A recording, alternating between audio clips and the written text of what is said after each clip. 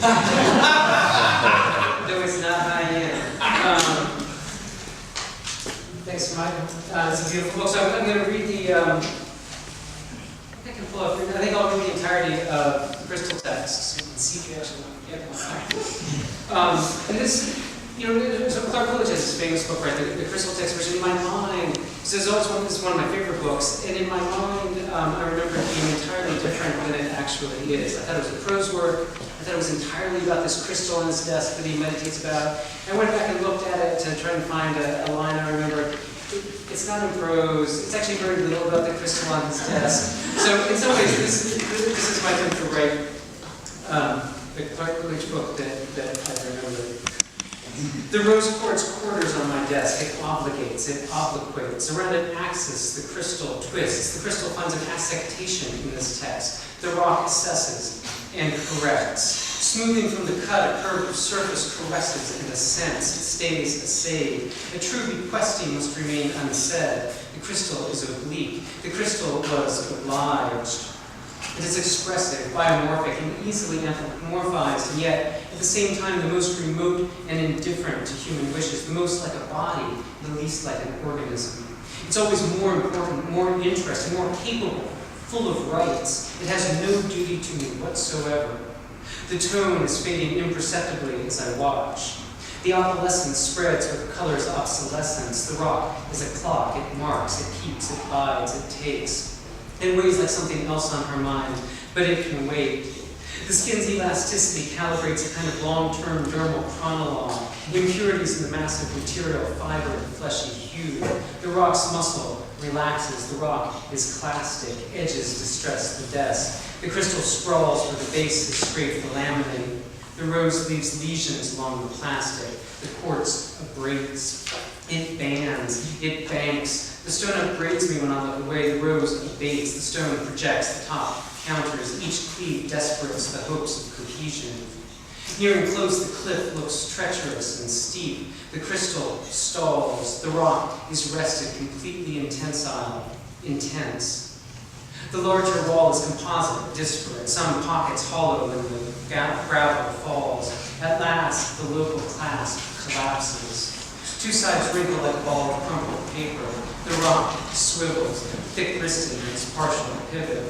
The crystal bevels against the level and plumbs. The crystal riddles, ridges nick, white streaks stripe its flank like nail marks. The cirrus thins, the crystal clouds and casts. The rock includes lamina flake like keratin. From the glassy marguerite, nacre under lacquer suspends. Salmon settles to a turbid fathom. The rose is saturated to a depth. The rose arises from titanium traces. Before it writes, the rose twists sinistrous. The crystal falls. Some publicities of salt cause a delirium. The crystal is lit. The crystal is limbed. Planes grate against the rim like an angle of sinking. The waves rock. The rock logs and lists. The crystal tilts and skews. The rose takes on and sizes, whelms, and tanks it fails to avoid. The hull of the rock lies heavy in the silk. The horizon slews. The larger structures suffer with a catastrophic loss. Conchoidal fractures spread from impact like ripples from stone dropped into water. Arrayed, concentric, the ocean's repetitions rain. Its heaves, sorry, endlessly bent. Dry land looms as a memento mori. From tailings piles, quartz accrues. The lonely stone strips ply from ply. Reaping wave upon wave, light lattices on water. Lazy oscillants plate as the nascent pleats and placid pleach reach out and overlay the reflectance decks.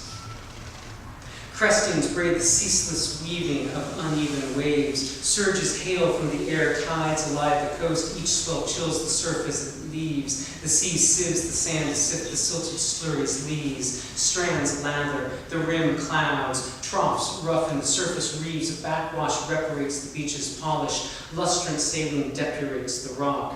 Rounded pebbles rope. The quartz is centered.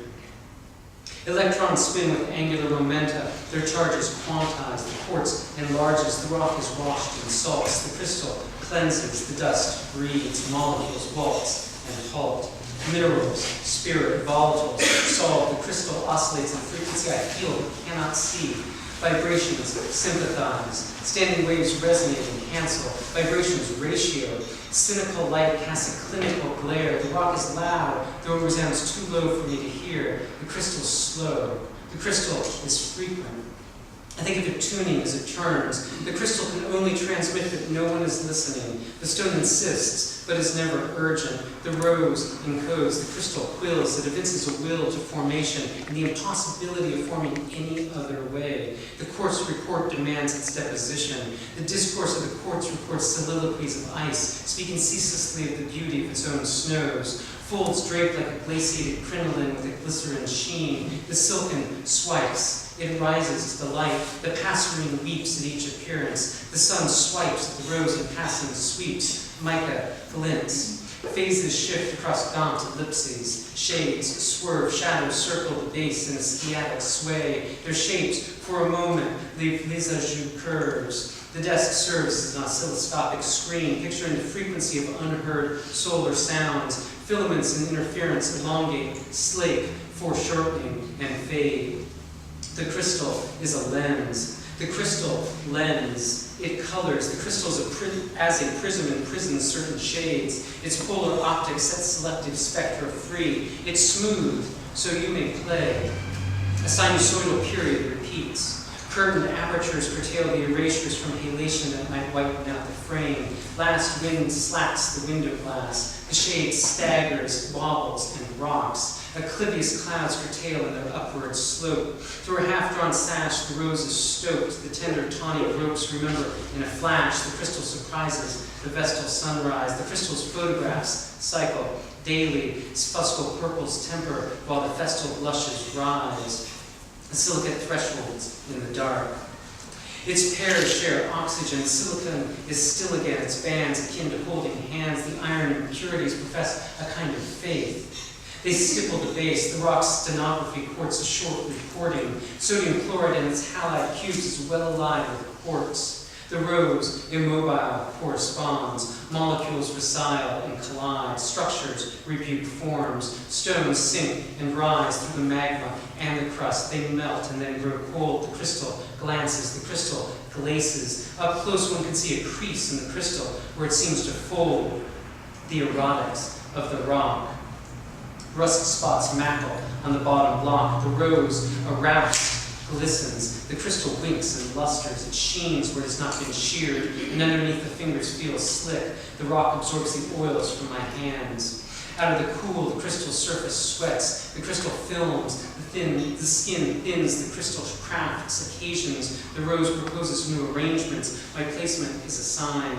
Deficiencies in the grid split chips to sand. The crystal is a siren. The crystal is a sign. The crystal sings, refrains, reprises. The rungs of its lattice ring in rounds. Phonoliths lie beside us like a cipher. The tone lyres the air. The rock rinks when I knock it. The block proves strong. Its brink assays is hail and sound. Stimulated in circles, the stone sings its synchronous song. At the center of the rose, its secret, an absence. The delicate folded structures cup nothing with such care. I have limited myself here to the crystal, to everything among the missing. The rose is the moment toward which everything is drawn. In its reflection, the crystal is a twin, split between my eyes. In the waning light, the stone looks wan, the rock intrudes. The rock was composite, the crust quenches, trenches, thrust, feldspar sponges and pumices. The granite, a stratum plunges. The valley summons fieldstones. Among alpine flowers lie.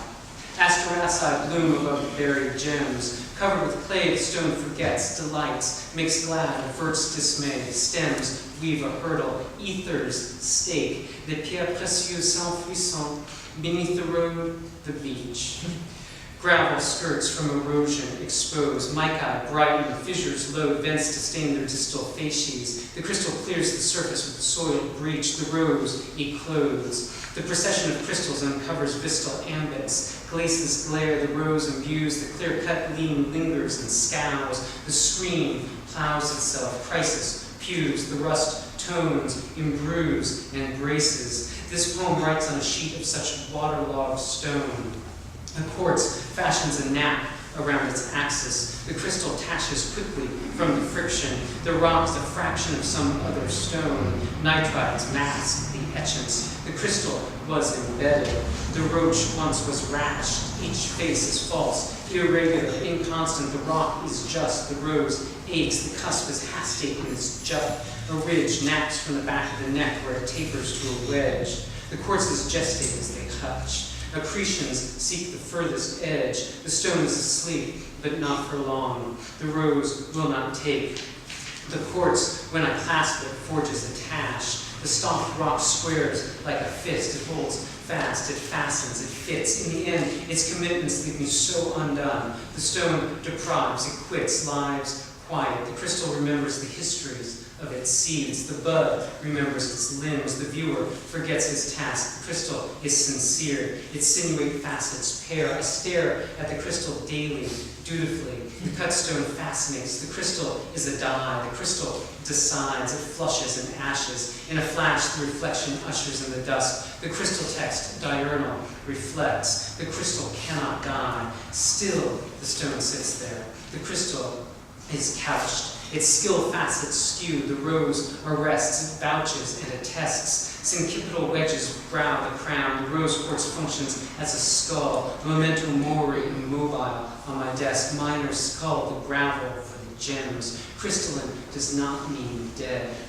The vanitas reminds. The single form reduplicates. Layers, tile, coverings bleed. The shingle shells clean out. The rose relinquishes and binds, leaving loans behind. A rock is a reliquary of structure. The lapidary cerns. Quartz earns its salary. Formed stone scuttles and scuttles the shallow crest. Battery storm stirs the waves of the sea. The rock impinges on the loam.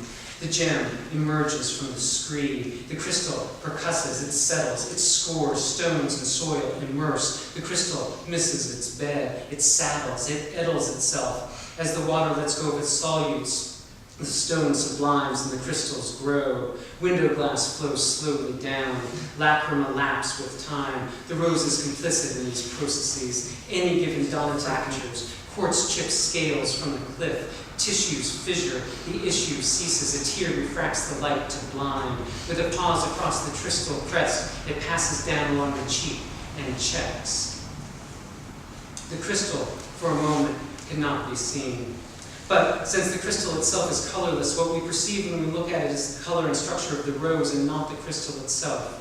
The crystal, as I counted, is a tristetrahedron. Its plicatures increase, the stone perfects. We construe the beauty of the rose from its imperfections, its failures. A grid ranges and will continue until something gets in its way. The quartz is generous. The quartz is generative. Its growth is thwarted by the given depositions. A lattice by additions accretes. The crystal assists. The crystal insists. The crystal is discreet.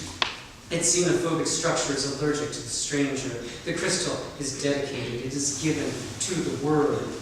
Crystal is addicting. The terms decline. The stone hands over. The beholder deposes. The rock mocks me. It scolds. It says to me again and again, and I cannot help it. You are devoted. You have betrayed. You've been consecrated. You've been delivered. Something has gotten in my way. The rock once was cleft. It now is balanced like a heart to the left. The crystal is motionless when I write on it. The heart abstracts itself. The crystal obliterates. This rock once was rifted. The crystal sits. The crystal seems uprighted when placed on its thinnest face. The profile is drawn. Adjacent sides appear uneven from above, and the edges blunt. This crystal would be dorsal if it were a blade. The rose makes its presence felt, gives time, times, and takes. The rock was ablated, it obviates all debts. The crystal was a gift, and so it should suspend the present, holding open a space that could only await a delay in quartz, as one might say, a poem in prose. The crystal's commisures, craft, rafts, facets of fate, until the moment it was seen, it seemed to be a graphic. The rose shows continuous multiplication with identity. The geometry of the rock reforms. The back of the face is oblate. The croppings, corners must have been paired. The rock leafs. The rose laments. A focal conic generates a quadric. Tears, factor, the quartz, stems, parallel aments range with woeful poses. Petals ravel. The rental pens.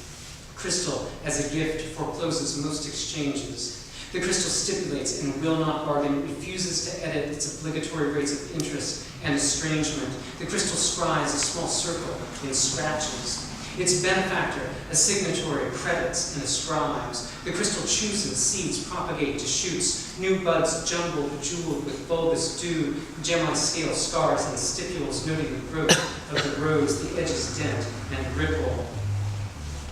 The crystal is a scribe. Its pumicing scumbles the imitation grain. Rain pummels the clay, pops and washes. The rose will not come clean. In the plot I write the path of the rock is sinuous. Gravel marks the border of the lawn. The crystal is oblivious, intransitive. It causes me to waver. Its plain arrangements stagger. Lids occlude and droop as the recludent muscles flag. Preorbitals bolden. The crystal is duplicitous. It clears and confines, throws open and thwarts. Vigna carta, vigna harta. The quartz removes obstacles. The stone obstructs. It locks out. It shuts in. The stone recludes. The rose is holden.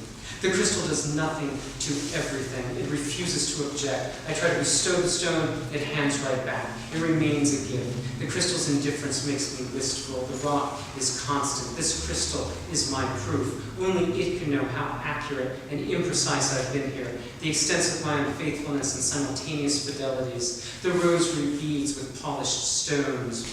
The prose concedes its meter. The bank in cycles rents. The airy cirrus rises where the stream is prone to speed. It streaks the shrinking daylight, pinks and patterns like the strata of the stone. Beyond the pane, the branches bar the darkling with their arc and weep. The crystal damps, the quench tapers, the rose quartz quells. A luminance is almost spent. The sunset steeps. The crystal dies, the passing brightness. The globe grows lambent, the balance of the lambert shadows. It goldens as it goes. The rock is out of time. The crystal was beheld. The crystal is beholden. So now you know if you want me to pick up on these books.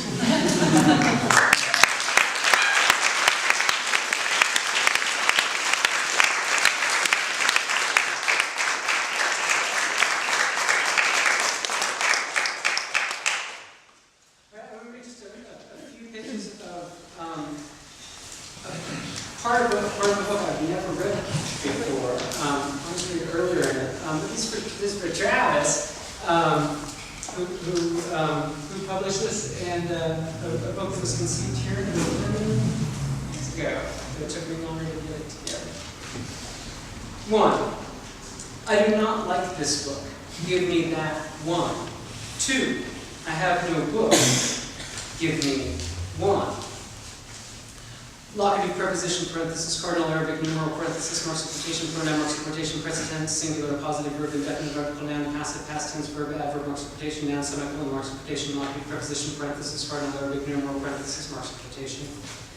Indefinite article, noun, parenthesis, and categorical, definite article, noun, preposition of the infinitive, intransitive, infinitive, and passive, incomplete participle, parenthesis, past tense, passive, verb, adverb, marks of quotation. Adjective, parenthesis, noun, parenthesis, marks of quotation.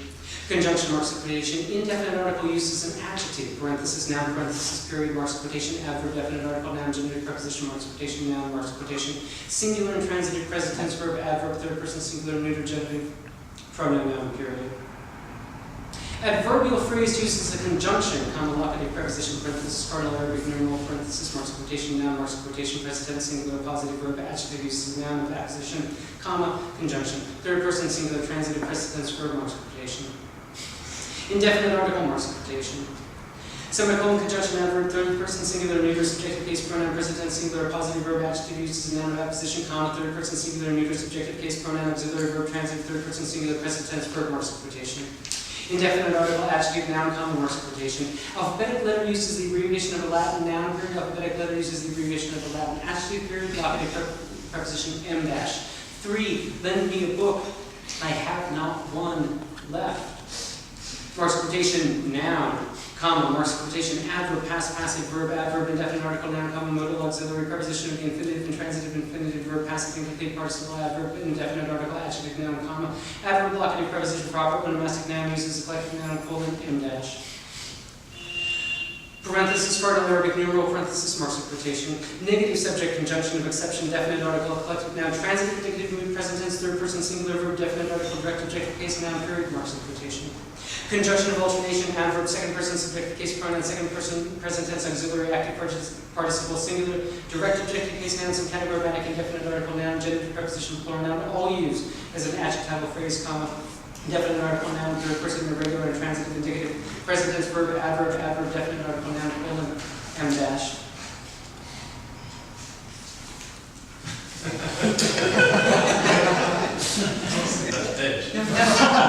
That page is boring. Parenthesis, cardinal, irregular, parenthesis, marks of quotation, second person pronoun, copulative conjunction, third person singular masculine pronoun, past tense and transitive, third person plural verb, collective noun, adverb, negation, preposition of the infinitive verb, marks of quotation, noun, marks of quotation. Indicative mood, past tense, third person singular verb, adverb of temporal location, passive, incomplete participle, all three used as part of a complex compound, passive verbal construction, adverb, indefinite article, noun, semicolon, copulative conjunction, deictic adjective, noun, present tense, third person, singular verb, adverb, continuation, passive, incomplete participle, all three used as part of a complex compound, passive verbal construction, locative pronoun, M dash. Preparatory subject and corresponding verb, indefinite article, adjective, noun, locative preposition, definite article, adjective, marks of quotation.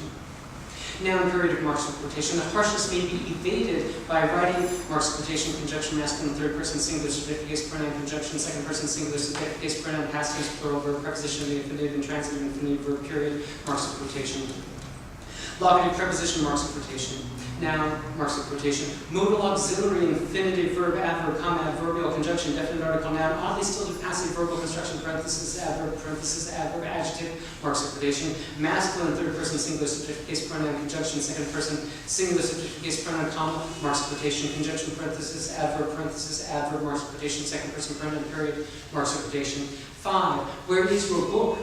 I have none. Parenthesis, cardinal, Arabic numeral, parenthesis, marks of quotation, direct objective case, singular noun, transitive, indicative, present tense, first person, singular verb, first person, singular subject case, pronoun, modern noun used in its formal adjectival sense, period, marks of quotation. Cardinal, Arabic numeral, marks of quotation, numeral, adjective, period, marks of quotation, conjunction, locative, preposition, definite article, adjective, sequence, noun, marks of quotation, definite article, marks of quotation, present tense, subjective mood, third person, singular verb, passive, incomplete, participle, comma, first person, plural, subject, case, pronoun, modal, auxiliary, transitive, indicative, present tense, first person, plural, verb, comma, adjective, syncategory, marks of quotation, less emphatic form of the adverb, negation, comma, marks of quotation, definite article, adjective, noun, marks of quotation, adverb, marks of quotation, superscript, cardinal, Roman numeral used as call out, colon, M dash. Parenthesis, cardinal, Arabic numeral, parenthesis, marks of quotation, third person, singular, masculine, subject, case, pronoun, present tense, third person, singular verb, adverb of negation, adjective, syncategory, adjective of exhaustive extension, third person, singular, masculine, possessive, pronoun, direct objective, case, singular, noun, comma, marks of quotation, noun, period. Marks of quotation, adverbial negative marks of quotation, present tense, third person, singular.